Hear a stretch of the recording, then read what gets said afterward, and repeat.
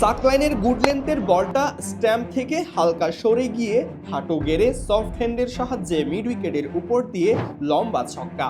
Head position, body balance কিংবা hand I coordination শুধু তাকিয়ে দেখার মতোই।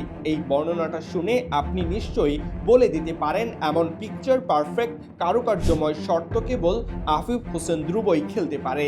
এই এক শটই যেন চোখের শান্তি, পয়সা উসুল।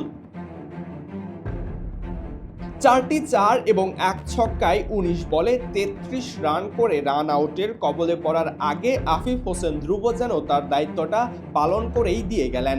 যদিও ইনিংসের শুরুতে তার অ্যাপ্রোচ দেখে খুব একটা টাচে আছেন এমনটা বলার উপক্রম নেই, তবে ক্রিজে কিছুক্ষণ টিকে থাকলে আফিফ হোসেন ধ্রুব কি করতে পারেন তাই যেন দেখল সিলেটের দর্শকরা।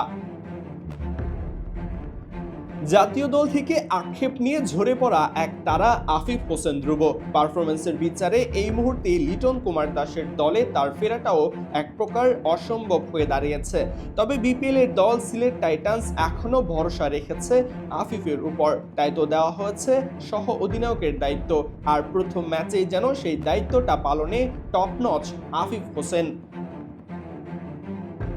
সামনেই আসছে টি-20 বিশ্বকাপ। এবারের বিপিএলটা আফিফের জন্য হতে পারে turning point. Out of the box perform করতে পারলে জাতীয় দলের মিডল অর্ডারে আফিফও থাকতে পারেন নির্বাচকদের ভাবনায়।